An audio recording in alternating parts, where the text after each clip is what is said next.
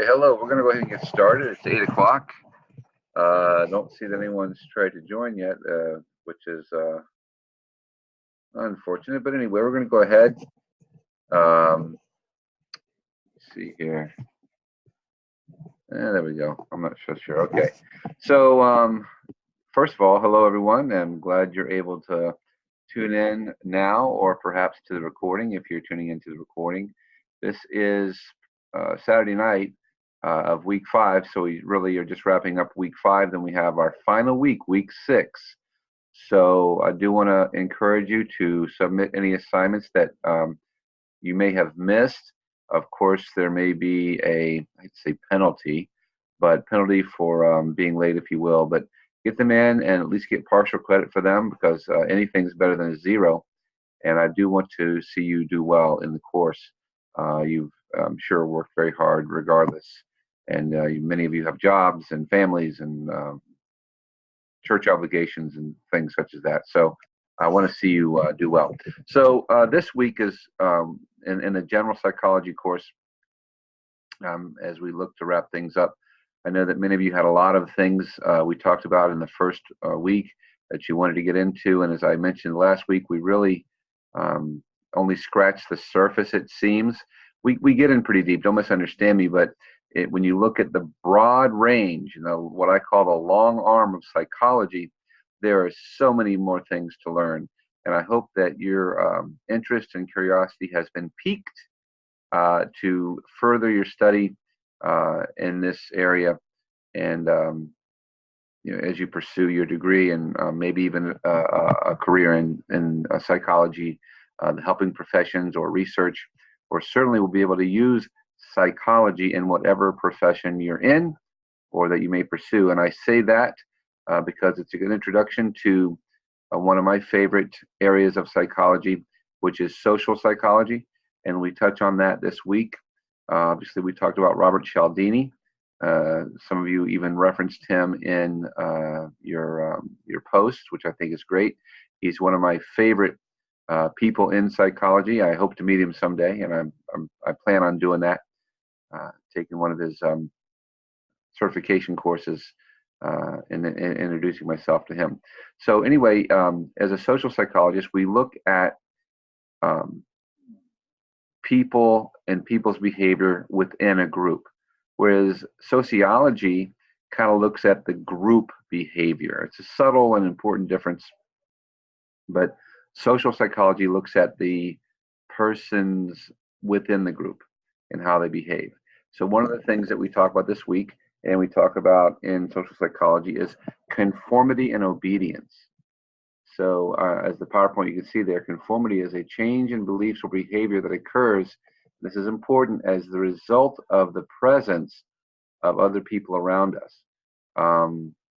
We've seen in the news, unfortunately, recently how this has impacted society in a negative way. And we talked about it in our discussions.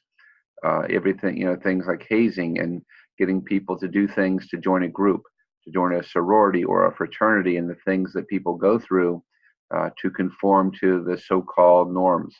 The Milgram experiment is an example of how relevant and pertinent this is, and we talked about that a little bit, that people will conform to authority, and they will have obedience to those that they think have authority, like someone in a lab coat or someone in a uniform. People will tend to obey them. Conformity is, when you look at the group and how it's behaving, and you try and conform. Now, I'm passionate about this, and I love this, and this is the reason why. Perhaps the greatest of all human needs is the need for acceptance. Perhaps the greatest of all human needs is the need for acceptance.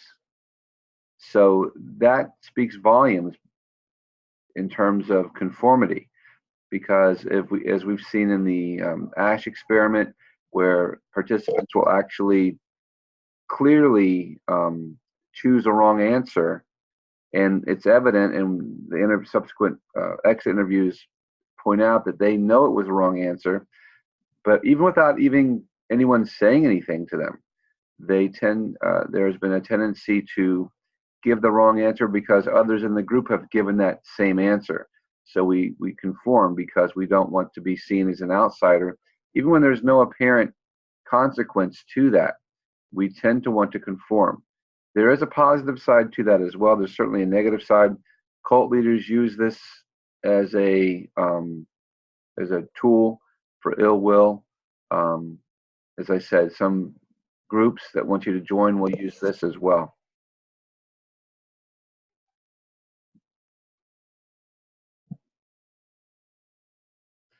Here we have the Asch study that I was referencing before, where people actually chose what they know was evidently, without question, the wrong answer, without even being pressured by anyone to say, choose this answer, or if you don't choose this answer, you're going to be outside the group.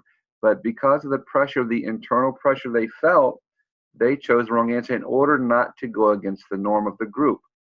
So when you think about this and see how this could be used, it's absolutely amazing. And why this is important is because of our human need to be accepted, which on a religious basis, is certainly in a Christian basis, is absolutely biblical.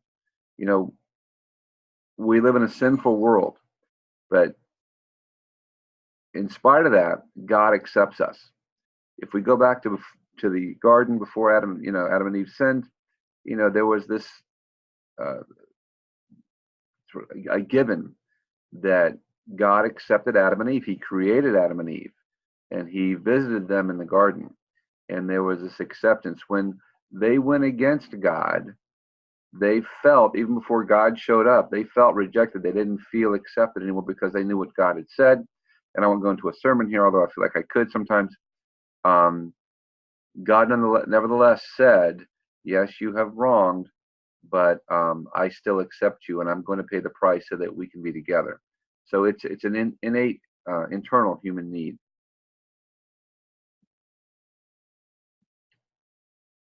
Here we're talking about a little bit more of the influences that make us want to conform.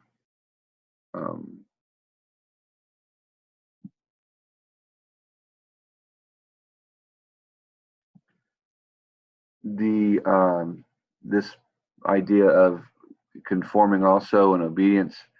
Let me just back up one.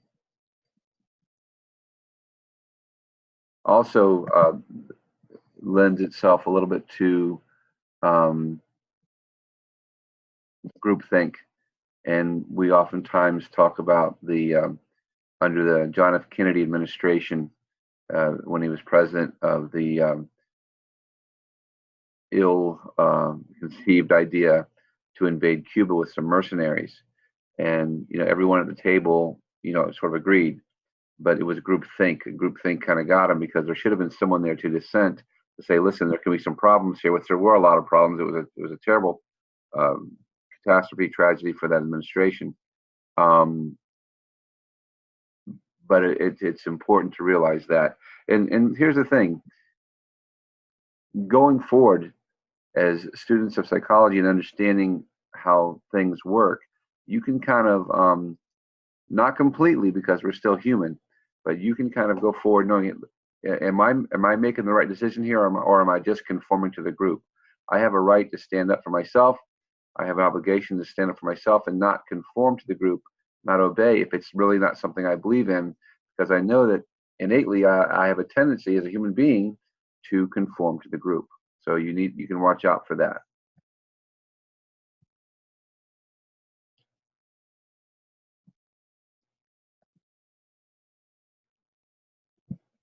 There's a lot. I'll just skim through some slides there. You'll see there's a lot of applications for this in our work settings or organizational settings, even our church settings.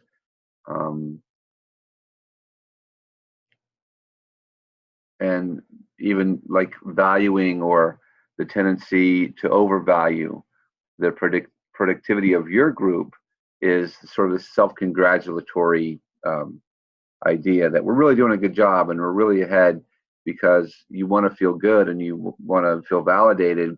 But when it's looked at from outside, you sometimes put together a group project. Maybe think of in academia, some students put together a project and they're all very happy with it and they go forward with it because they're all kind of agreeing in this conformity and this obedience and self-congratulatory attitude. And then you present the work to the professor or to the other classmates and find out that it really wasn't all so good after all. So there's an illusion there of group productivity. So it's good to have a dissenter. The term devil's advocate comes to mind, so that you have someone in the group who's going to try and see what might be wrong, maybe that you wouldn't see in the group, but someone from outside the group may see. So you have what they call a devil's advocate, like what about this and what about that? The term devil's advocate actually comes from the Catholic Church as part of it's an official position on when they have a committee to in Catholicism, they vote on who's a saint and whether someone is going to be granted sainthood. It's a little different in Protestant religions, but in the Catholic religion, only certain people are considered saints. So they get together with religious leaders, I guess cardinals, that high up, and they go on for days to determine if Mother Teresa will be considered a saint or Pope Pius will be considered a saint. And they always have someone there as an official position called the devil's advocate to point out all the mistakes that particular person made, to try and say that are we considering everything that they really deserve this sainthood. And it's so that's where the term actually comes from. And there's some people who don't know that. I don't know if there's a lot of people who don't know that, but there's some people who don't know that.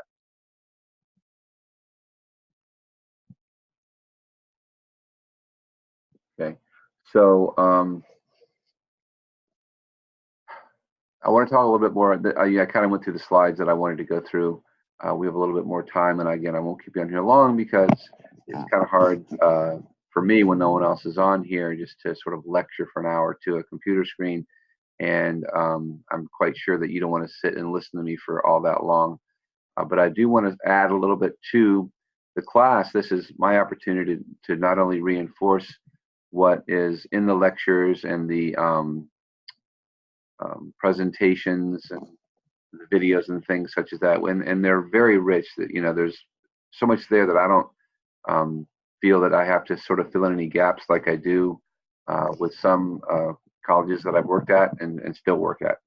Other colleges I do teaching quite a few places. Anyway, trust me, because I've seen what's out there. You're getting a pretty comprehensive and good curriculum here.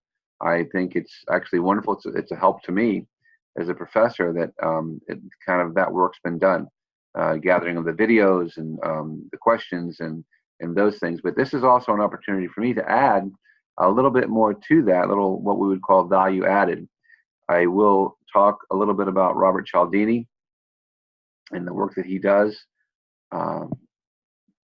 as well as in the work that some have done in terms of positive psychology. So starting with Cialdini, he's one of my favorite people, and he talks a lot about and writes a lot about and lectures about conformity as it relates to our lives. He takes the psychological principles and the experiments that have been done and shows us what it means to us. He's a very genuine kind of a guy, and it comes as a result of his experience of sort of feeling like he's been taken advantage of by people selling things, and he buys things that he doesn't really want, and he gives to charities that he doesn't really know anything about, those kind of things.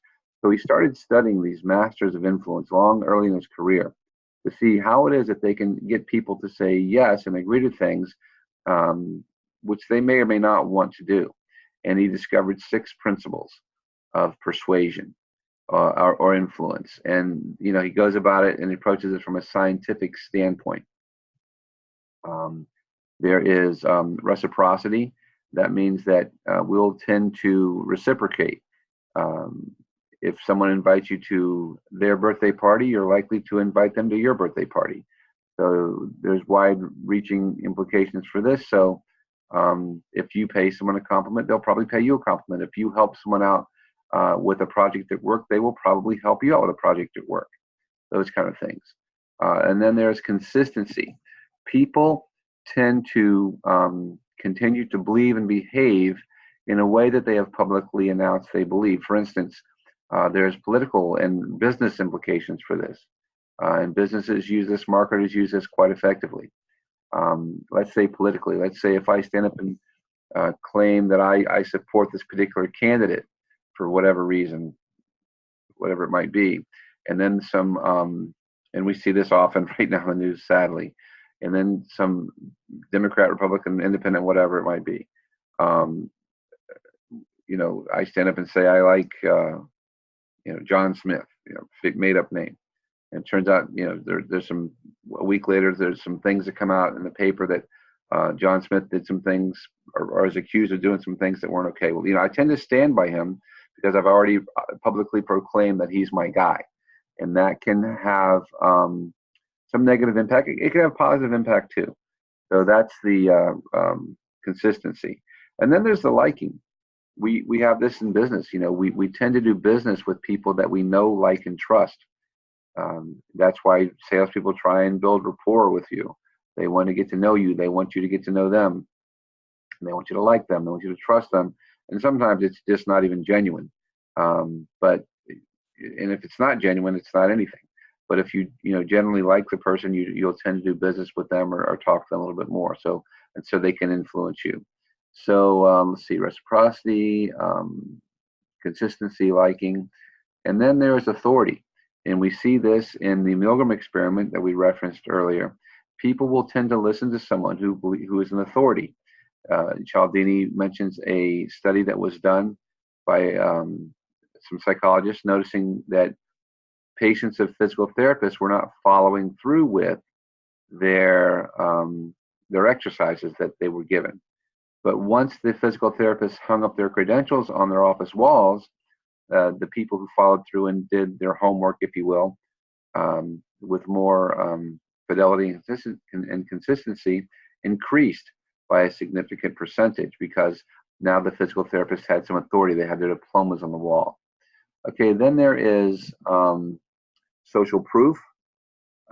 That's why we hear marketers all the time say, try this product that thousands have tried. McDonald's says billions served. So that's social proof. That's okay. You know, we'll try that because people like it, so it must be okay. And then there is scarcity. This is we tend to want more of what we can have less of. That's why they say, you know, limited time only. Hurry, only 3 left in some housing developments. So the scarcity. So that is the 6 categories, if you will, of influence that Cialdini has found that are consistent across pretty much all cultures, or at least all Western cultures, and probably even in the East too. So there's reciprocity, consistency, liking, authority, scarcity, and social proof.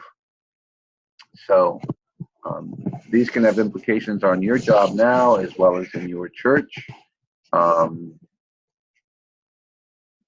You know, think about for church, you know, you could put something on the marquee out front, you know, thousands saved,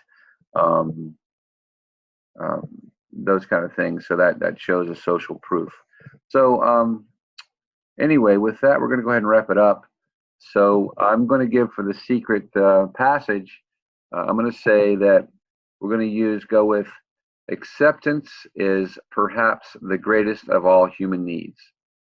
Feeling accepted is arguably the greatest of all human needs. I tend to believe that it is. Of course, it's up for debate. You can never really prove one way or the other, but it's certainly in the top 1%. And I believe that it is one of the greatest needs that we have as humans. And I say that based on scientific investigation and my personal experience, as well as my religious beliefs. So with that, we're going to go ahead and end it. I'm going to stop the screen share, and I will then turn off the video. I wish you all the best. Remember, before I go, here's a public service announcement. Remember, get your assignments in to me, please. I will be, grades are all cut up. They usually cut up by Tuesday or so, maybe Wednesday, for everything, including late assignments turned in of the week. Your discussions are going very well. Let's get it in. I'll have this week's assignments graded by Wednesday, by the grace of God, latest. That's my plan. For last week. So if you need anything, reach out to me. You have my contact information. The most effective way is using the message tab in the course room right then and there. I've gotten some messages with people that have questions that just message me directly. I've gotten back to you, I think, certainly within the day. I check it every day and sometimes 2 or 3 times a day. Emails can easily get lost. Text messages are a little hard to manage because sometimes the questions are a little bit long. So the message tab is the best. So if you need me, contact me. I love you guys. I pray for you. I wish you all the best. I'll see you soon.